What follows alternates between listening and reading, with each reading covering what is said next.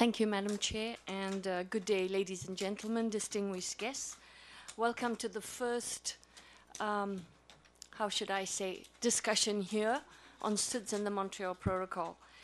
Now, I'd like to introduce you also, some of our guests will be introduced later on, and we look forward to this discussion in putting forward a strategy maybe for the SIDS and their compliance issues under the Montreal Protocol. Now, we know that the Barbados Plan of Action of 1994, which was complemented by the Mauritius Strategy of Implementation of 2005, actually recognized SIDS and their vulnerabilities, their specific characteristics and difficulty for them to pursue and to meet not only sustainable development goals, but sustainable living. And among the challenges that they face is their size, the exclusion, geographical isolation, limited narrow resources, faced with climate change effects right now, challenges with respect to access to energy, as well as water and other issues. And therefore, meeting multilateral environmental agreements and being in compliance with them is a major challenge that these countries are facing. We thought that maybe this would be a good forum to discuss some of the issues facing the SIDS, and especially with respect to ozone-depleting substances. Of course, all of them are reliant on these technologies which are imported, and the refrigeration air conditioning sector is an important sector in the context of national development. For example, how can you even consider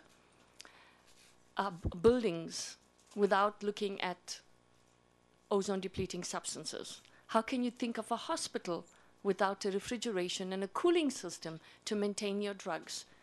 How can you even think about keeping food safety, food security, without looking at refrigeration and air conditioning systems?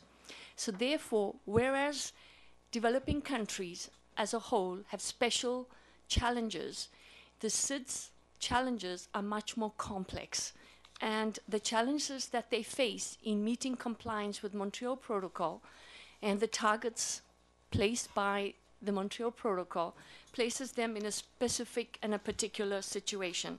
We therefore thought that this would be a good forum for discussion and to raise issues on the different challenges faced by SIDS, especially in recognition of Decision 19/6, in which you, the parties, have agreed to accelerate the phase-out of HCFCs and, of course, encourage countries and parties to consider climate co-benefits in HCFC phase-outs. I therefore invite you all to this particular session and look forward to the discussions in here, which, of course, will also be taken forward by the SIDS to the 3rd International Conference on SIDS to be held next year in September 2014 in Apia. Thank you once again for your support, for your participation, and looking forward to discussing with you. Thank you, Madam Chair. I'd like to also introduce you to Ms. Arti Dubry, who is part of the Compliance Assistance Program of UNEP, based here in the Regional Office for Asia Pacific, has actually been also the Pacific Island Country Coordinator. That's Ms. Arti Dubry. And we are very pleased to have with us here, of course, Mr. Marco Gonzalez, whom you all know.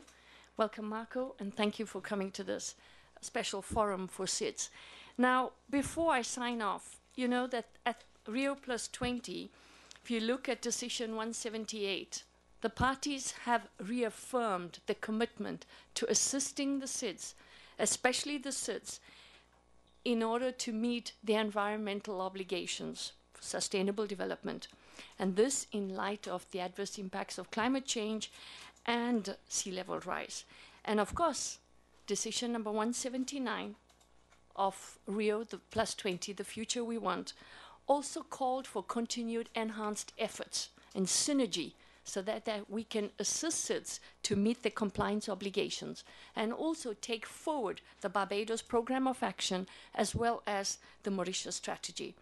And of course, this decision called upon all of the UN to assist them in strengthening the national capacities, institutional building, in order to face the emerging challenges, multiple challenges, and future challenges that SIDS will be faced with. So thank you once again, and I give the floor over to Madam Chair. Thank you.